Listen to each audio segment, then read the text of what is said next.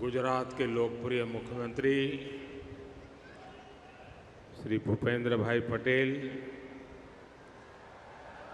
केंद्रीय मंत्रिपरिषद के मेरे साथी सर्बानंद सोनोवाल जी, CR पाटिल, मनसुख भाई मांडविया, शांतनु ठाकुर, नीमूबेन बामड़िया, इस कार्यक्रम में देश के 40 से ज़्यादा स्थानों से जुड़े सभी मेजर पोर्ट से जुड़े अलग अलग राज्यों के मंत्रीगण, वरिष्ठ अधिकारीगण, अन्य महानुभाव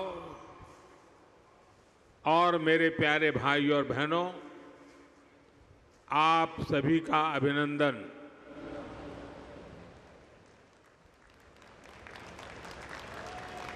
अपना भावेड़ा भावनगरे तो आज वट पाड़ी दीधो।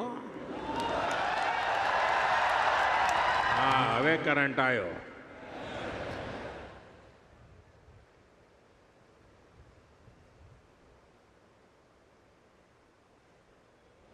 અહીંયા હું જોઉં છું કે પેન્ડોલની બહાર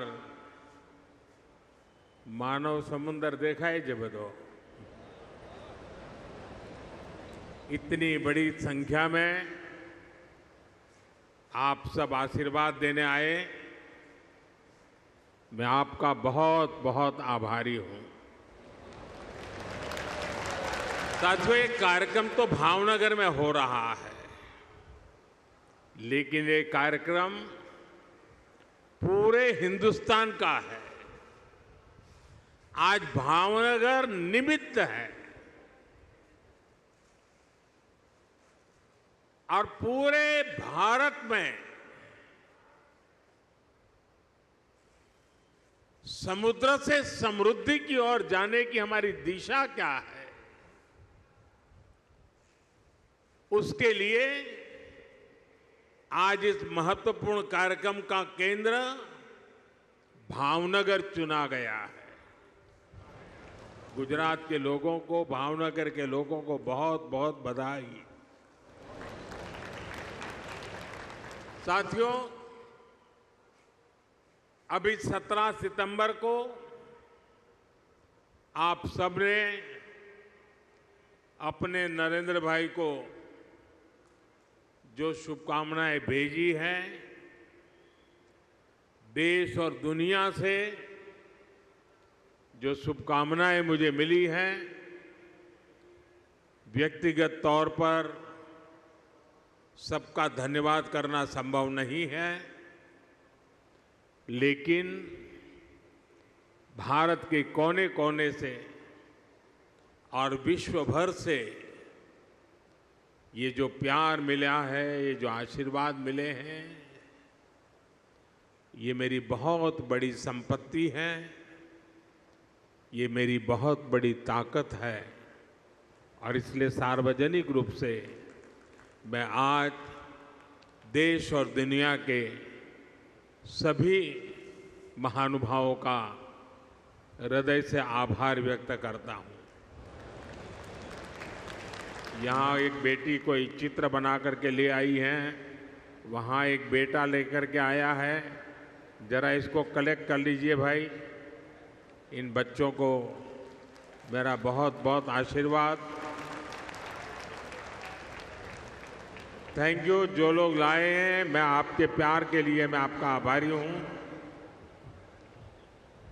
आपने इतनी मेहनत की,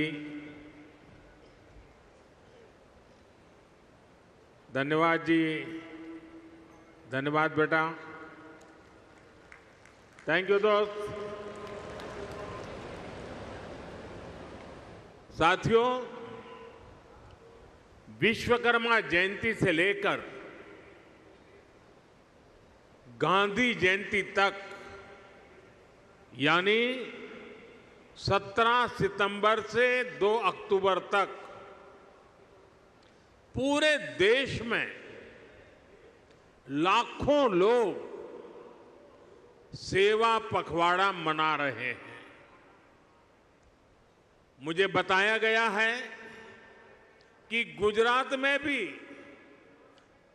अभी तो 15 दिन का सेवा पखवाड़ा है, लेकिन पिछले 2-3 दिनों में सेवा पखवाड़े के दौरान बहुत से कार्य हुए। सैकड़ों जगह पर ब्लड डोनेशन कैंप लगे और इनमें 1 लाख लोग अब तक ब्लड डोनेट कर चुके हैं। ये सिर्फ मुझे जो गुजरात की जानकारी मिली वो बता रहा हूं मैं। अनेक शहरों में सफाई अभियान चलाए गए। लाखों लोग इन सफाई अभियानों में भी साथ आए। राज्य में 30,000 से ज्यादा जगहों पर यह आंकड़ा बहुत बड़ा है। हेल्थ कैंप लगाए हैं जहां लोगों को जांच और उपचार की मदद की जा रही है। खास करके महिलाओं के स्वास्थ्य को केंद्र में रखा गया है। देश भर में सेवा कार्यों से जुड़े हर किसी का मैं अभिनंदन करता हूं, उनका आभार व्यक्त करता हूं। साथियों, आज इस आयोजन में मैं सबसे पहले कृष्ण कुमार सिंह जी का पुण्य स्मरण करता हूं।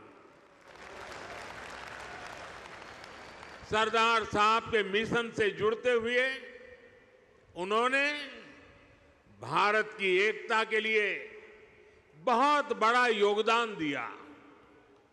आज ऐसे ही महान देशभक्तों की प्रेरणा से हम भारत की एकता को मजबूत कर रहे हैं। एक भारत श्रेष्ठ भारत की भावना को मजबूत कर रहे हैं। साथियों, आज मैं ऐसे समय में भावनगर आया हूं जब नवरात्र का पावन पर्व शुरू होने वाला है। इस बार जीएसटी में कमी की वजह से बाजारों में रौनक भी और ज्यादा रहने वाली है। और ये उत्सव के इसी माहौल में आज हम समुद्र से समृद्धि का महा उत्सव मना रहे हैं। ભાવનગરના ભાઈઓ મને માફ કરજો, મારે હિન્દીમાં એટલા માટે બોલવું પડે છે કે દેશભરના લોકો આમાં જોડાયેલા છે। દેશભરના લાખો લોકો જ્યારે કાર્યક્રમમાં જોડાયા છે, તો આપની ક્ષમા માંગીને મારે हिंदीમાં જ વાત કરવી રહી। साथियों, 21वीं सदी का भारत आज समुद्र को बहुत बड़े अवसर के रूप में देख रहा है। थोड़ी देर पहले यहां पोर्ट लेड डेवलपमेंट को गति देने के लिए हजारों करोड़ रुपए के प्रोजेक्ट का शिलान्यास और उद्घाटन किया गया है। देश में क्रूज टूरिज्म को प्रमोट करने के लिए आज मुंबई में इंटरनेशनल क्रूज टर्मिनल का भी लोकार्पण किया गया है। भावनगर के, गुजरात के विकास से जुड़े अनेक प्रोजेक्ट्स भी शुरू हुए हैं। मैं सभी देशवासियों को और गुजरात के लोगों को भी बहुत बहुत शुभकामनाएं देता हूं। साथियों, भारत आज विश्व बंधु की भावना से आगे बढ़ रहा है। दुनिया में हमारा कोई बड़ा दुश्मन नहीं है। सच्चे अर्थ में अगर हमारा कोई दुश्मन है तो वो है दूसरे देशों पर हमारी निर्भरता, यही हमारा सबसे बड़ा दुश्मन है। और हमें मिलकर भारत के इस दुश्मन को निर्भरता वाले दुश्मन को हराना ही होगा। हमें ये बात हमेशा दोहरानी है, जितनी ज्यादा विदेशी निर्भरता उतनी ज्यादा देश की विफलता। विश्व में शांति, स्थिरता और समृद्धि के लिए दुनिया की सबसे बड़ी आबादी वाले देश को आत्मनिर्भर बनना ही होगा। हम दूसरों पर आश्रित रहेंगे तो हमारा आत्मसम्मान भी चोटिल होगा। 140 करोड़ देशवासियों के भविष्य को हम दूसरों पर नहीं छोड़ सकते। देश के विकास के संकल्प को हम दूसरों की निर्भरता पर नहीं छोड़ सकते। हम भावी पीढ़ी के भविष्य को दांव पर नहीं लगा सकते। और इसलिए भाइयों बहनों, આપણે ત્યાં ગુજરાતીમાં કે भाई 100 दुखों की एक दवा, 100 दुखों की एक ही दवाई है और वो है आत्मनिर्भर भारत। आत्मनिर्भर भारत। लेकिन इसके लिए हमें चुनौतियों से टकराना होगा। हमें दूसरे देशों पर अपनी निर्भरता लगातार कम करते जाना होगा और अब भारत को आत्मनिर्भर बनकर दुनिया के सामने मजबूती के साथ खड़ा होना ही होगा। भाइयों और बहनों, भारत में सामर्थ्य की कोई कमी नहीं है, लेकिन आजादी के बाद कांग्रेस ने भारत के हर सामर्थ्य को नजरअंदाज किया। इसलिए आजादी के 6-7 दशकों बाद भी भारत वो सफलता हासिल नहीं कर पाया जिसके हम हकदार थे। इसके 2 बड़े कारण रहे। लंबे समय तक कांग्रेस सरकार ने देश को लाइसेंस कोटा राज में उलझाए रखा, दुनिया के बाजार से अलग थलग रखा और फिर जब ग्लोबलाइजेशन का दौर आया तो सिर्फ इंपोर्ट का ही रास्ता पकड़ लिया गया और उसमें भी हजारों लाखों करोड़ों के घोटाले कर दिए गए। कांग्रेस सरकारों की नीतियों ने देश के नौजवानों का बहुत नुकसान किया। इन नीतियों ने भारत की असली ताकत को सामने आने से रोक दिया। साथियों, देश का कितना नुकसान हुआ है, इसका एक बहुत बड़ा उदाहरण हमारा शिपिंग सेक्टर है। आप भी जानते हैं कि भारत सदियों से दुनिया की एक बड़ी समुद्री ताकत था।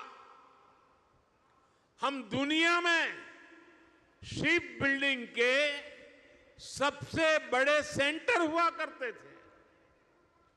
भारत के तटीय राज्यों में बने जहाज देश और दुनिया के व्यापार कारोबार को गति देते थे। यहां तक कि आज से 50 साल पहले तक भी हम भारत में बने जहाजों का उपयोग करते थे। उस दौर में भारत का 40% से अधिक इंपोर्ट एक्सपोर्ट देश में ही बने जहाजों से होता था।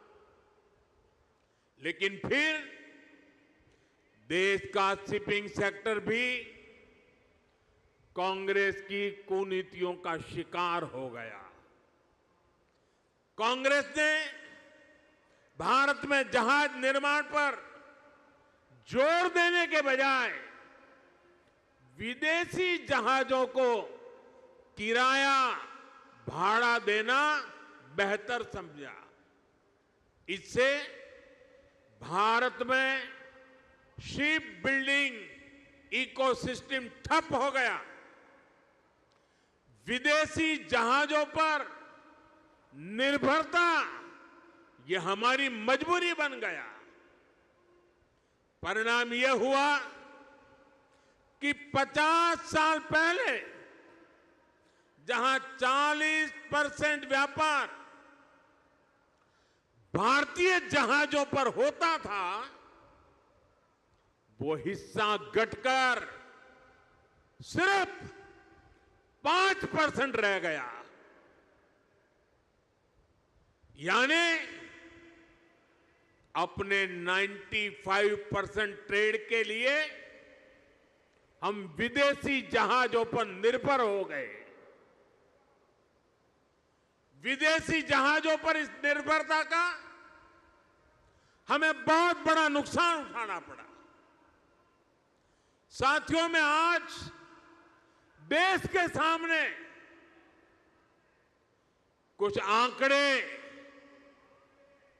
आप सबके सामने रखना चाहता हूं। देशवासी ये जानकर हैरान रह जाएंगे कि आज भारत हर साल करीब $75 बिलियन यानी लगभग 6 लाख करोड़ रुपए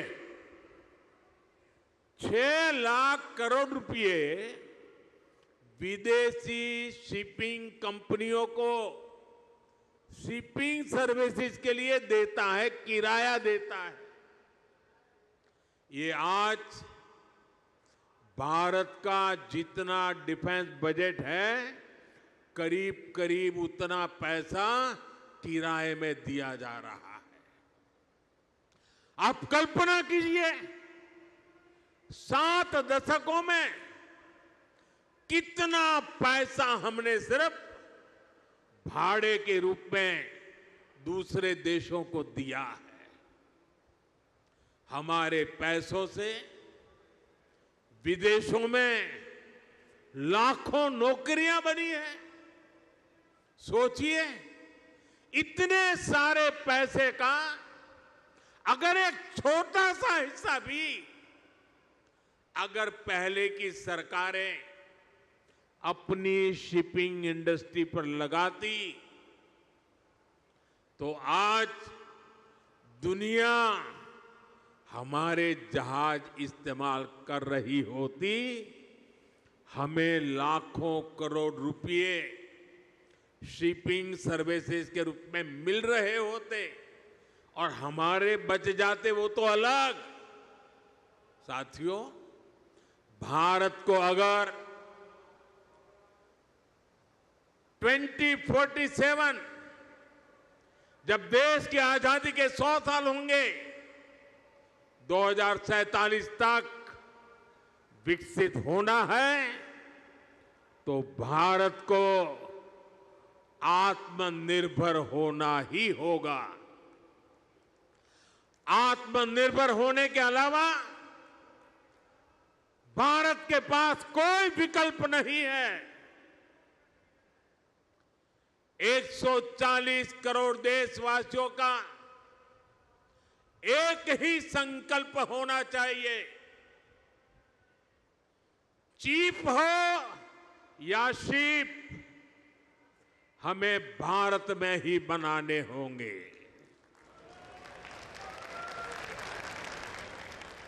इसी सोच के साथ आज भारत का मैरीटाइम सेक्टर भी नेक्स्ट जनरेशन रिफॉर्म्स करने जा रहा है। आज से देश के हर मेजर पोर्ट को भांति भांति के डॉक्यूमेंट से, अलग अलग प्रोसेसेस से मुक्ति मिलेगी। वन नेशन वन डॉक्यूमेंट और one nation one port process अब व्यापार कारोबार को और सरल करने वाली है। हाल में ही जैसे हमारे मंत्री जी सर्बानंद सोनोवाल जी ने बताया, मॉनसून सेशन के दौरान पार्लियामेंट में हमने ऐसे अनेक पुराने कानूनों को बदला है जो अंग्रेजों के जमाने से चले आ रहे थे। हमने मैरीटाइम सेक्टर में अनेक रिफॉर्म करने का सिलसिला शुरू किया है। हमारी सरकार ने 5 मैरीटाइम कानूनों को नए अवतार में देश के सामने रखा है। इन कानूनों से और इन कानूनों के आने से शिपिंग सेक्टर में, पोर्ट गवर्नेंस में एक बहुत बड़ा बदलाव आएगा। साथियों, भारत सदियों से बड़े बड़े जहाज बनाने में एक्सपर्ट रहा है। नेक्स्ट जनरेशन रिफॉर्म्स देश के इस भूले हुए गौरव को फिर वापस लाने में मदद करेंगे। बीते दशक में हमने 40 से अधिक शिप्स और पनडुब्बियां नेवी में इंडक्ट की है।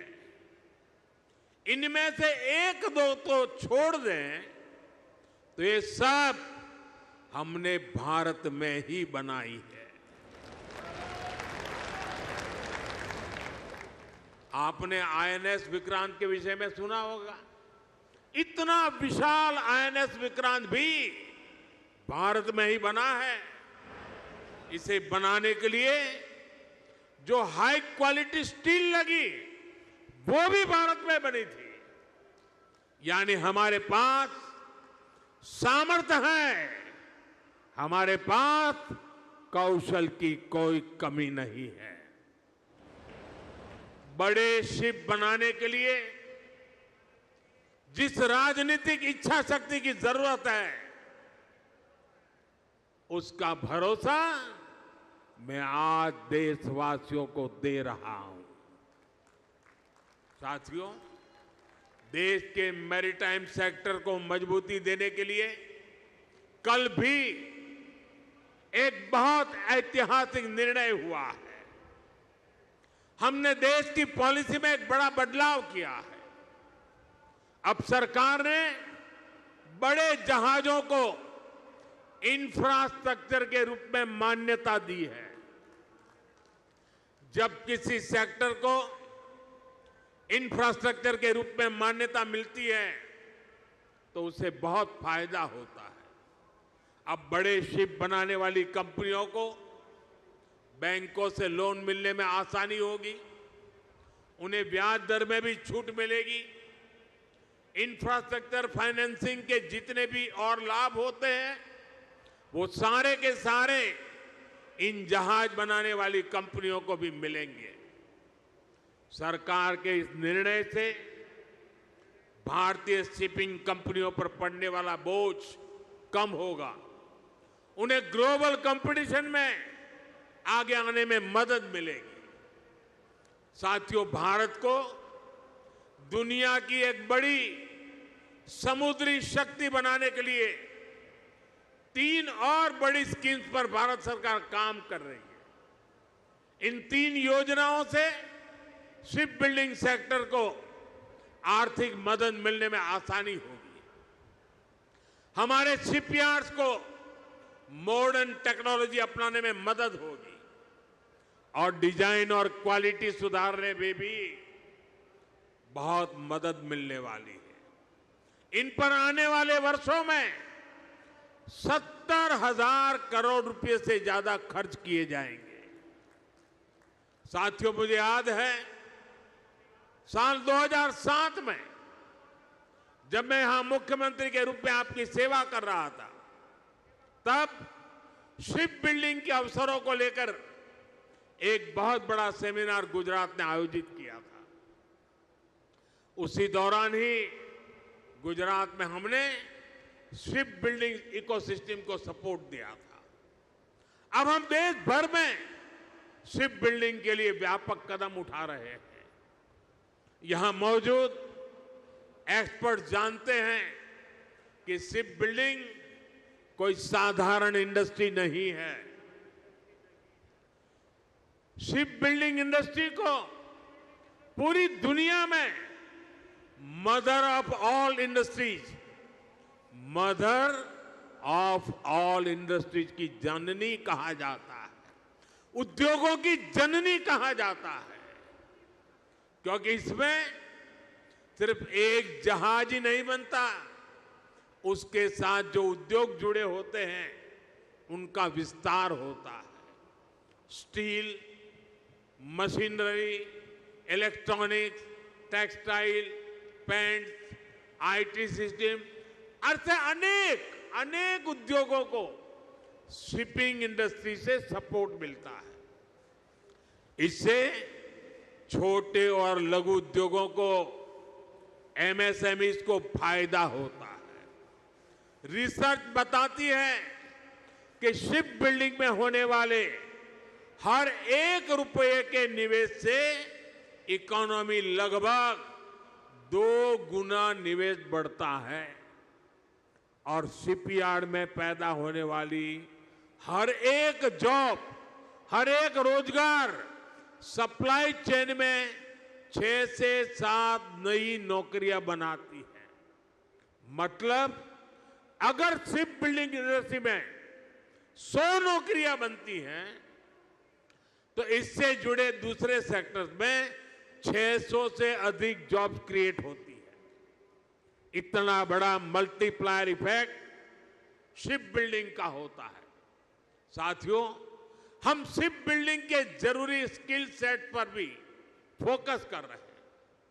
इसमें हमारे आईटीआई काम आएगी, मैरीटाइम यूनिवर्सिटीज का रोल बढ़ेगा। बीते वर्षों में हमने कोस्टल एरिया में नेवी और एनसीसी के तालमेल से नई व्यवस्थाएं बनाई हैं। इन एनसीसी कैडेट्स को नेवी के साथ साथ कॉमर्शियल सेक्टर की भूमिकाओं के लिए भी तैयार किया जाएगा। साथियों, आज का भारत एक अलग मिजाज से आगे बढ़ रहा है। हम जो लक्ष्य तय करते हैं उसे अब समय से पहले पूरा करके भी दिखाते हैं। सोलर सेक्टर में भारत अब अपने लक्ष्यों को 4-4, 5-5 साल पहले हासिल कर रहा है। पोर्ट लेड डेवलपमेंट को लेकर भी 11 साल पहले जो लक्ष्य हमने तय किए थे, भारत उनमें जबरदस्त सफलताएं हासिल कर रहा है। हम देश में बड़े बड़े जहाजों के लिए बड़े पोर्ट बना रहे हैं। सागर माला जैसी स्कीम से पोर्ट्स की कनेक्टिविटी को बढ़ा रहे हैं। साथियों, बीते 11 साल में भारत ने अपनी पोर्ट कैपेसिटी 2 गुनी कर ली है। 2014 से पहले भारत में शिप टर्न अराउंड टाइम औसतन 2 दिन होता था। अब आज भारत में शिप टर्न अराउंड टाइम 1 दिन से भी कम हो गया है। हम देश में नए और बड़े पोर्ट्स का निर्माण भी कर रहे हैं। हाल में ही केरला में देश का पहला deep water container transshipment port शुरू किया है। 75,000 करोड़ से ज्यादा की लागत से महाराष्ट्र में वाढवण पोर्ट बन रहा है। ये दुनिया के टॉप 10 पोर्ट्स में से एक होगा। साथियों, आज समुद्री रास्ते से होने वाले ट्रेड में भारत का हिस्सा सिर्फ 10% है। हमें इसे और बढ़ाना है। हम 2047 तक दुनिया के समुद्री व्यापार में अपनी हिस्सेदारी को लगभग 3 गुना तक बढ़ाना चाहते हैं और ये हम करके दिखाएंगे। साथियों, जैसे जैसे हमारा समुद्री व्यापार बढ़ रहा है तो हमारे समुद्री नाविकों यानी सी फेरर्स की संख्या भी बढ़ रही है। ये वो मेहनती प्रोफेशनल्स हैं जो समंदर में जहाज चलाते हैं, इंजन और मशीनरी संभालते हैं, लोडिंग अनलोडिंग का काम देखते हैं। 1 दशक पहले हमारे यहां सी फेरर्स से 1.25 लाख से भी कम थे, लेकिन आज इनकी संख्या 3 लाख के पार पहुंच चुकी है। आज भारत दुनिया के टॉप 3 देशों में आ गया है जो सबसे ज्यादा सी फेरर दुनिया को उपलब्ध कराता है और इससे भारत के नौजवानों को रोजगार के अवसर बढ़ते हैं। यानी भारत की बढ़ती शिप इंडस्ट्री दुनिया की ताकत भी बढ़ा रही है। साथियों, भारत की एक समृद्ध समुद्री विरासत है। हमारे मछुआरे, हमारे प्राचीन पोर्ट सिटी इस धरोहर के प्रतीक है। हमारा ये भावनगर, ये सौराष्ट्र इसका एक बहुत बड़ा उदाहरण है। इस विरासत को हमें भविष्य की पीढ़ी तक पहुंचाना है। दुनिया को हमारा सामर्थ्य दिखाना है और इसलिए लोथल में हम एक शानदार मैरीटाइम म्यूजियम बना रहे हैं और ये भी दुनिया का सबसे बड़ा मैरीटाइम म्यूजियम बनेगा। स्टैच्यू ऑफ यूनिटी की तरह भी ये भारत की नई पहचान बनेगा। थोड़ी देर बाद मैं आज वहां भी जा रहा हूं। साथियों, भारत के समुद्री तट भारत की समृद्धि के प्रवेश द्वार बनेंगे और मैं बड़े गर्व के साथ और मैं दूर तक का देख सकता हूं कि भारत के समुद्री तट भारत की समृद्धि के प्रवेश द्वार बनने वाले हैं। मुझे खुशी है कि गुजरात की एक कोस्टलाइन भी एक बार फिर यहां के लिए वरदान बन रही है। आज ये पूरा क्षेत्र देश को पोर्ट लेड डेवलपमेंट का नया रास्ता दिखा रहा है। आज देश में समंदर के रास्ते जितना कार्गो आता है उसका 40% गुजरात के पोर्ट्स हैंडल करते हैं। अब इन पोर्ट्स को डेडिकेटेड फ्रेट कॉरिडोर का भी फायदा मिलने वाला है।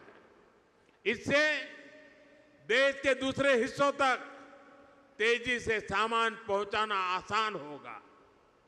इससे पोर्ट्स की एफिशिएंसी भी और अधिक बढ़ेगी। साथियों, यहां शिप ब्रेकिंग का भी एक बड़ा इकोसिस्टम बन रहा है। अलंका शिप ब्रेकिंग यार्ड इसका शानदार उदाहरण है। इससे भी यहां बड़ी संख्या में नौजवानों को रोजगार मिल रहा है। साथियों, विकसित भारत के लिए हमें हर क्षेत्र में, हर सेक्टर में तेजी से काम करना है और हम सब जानते हैं कि विकसित भारत का रास्ता आत्मनिर्भर भारत से होकर जाता है। इसलिए हमें याद रखना है, हम जो भी खरीदें वो स्वदेशी हो, हम जो भी बेचें वो स्वदेशी हो।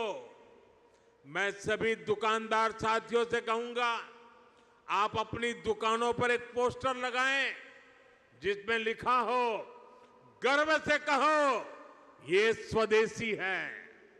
हमारा ये प्रयास हमारे हर उत्सव को तो भारत की समृद्धि का महोत्सव बना देगा। इसी भावना के साथ आप सभी को नवरात्रि की एक बार फिर से शुभकामनाएं देता हूं। एक छोटा बालक चित्र बना करके लाया है, कब से खड़ा है, उसके हाथ दुखते होंगे, कोई जरा इसको कलेक्ट करे। छोटा सा बालक है, शाबाश बेटे।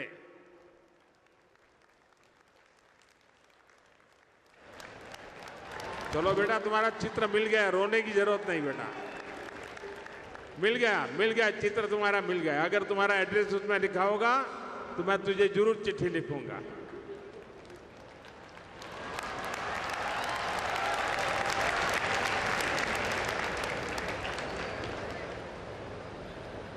साथियों, ये छोटे छोटे बच्चों का प्यार, इससे बड़ी जीवन की पूंजी क्या हो सकती है।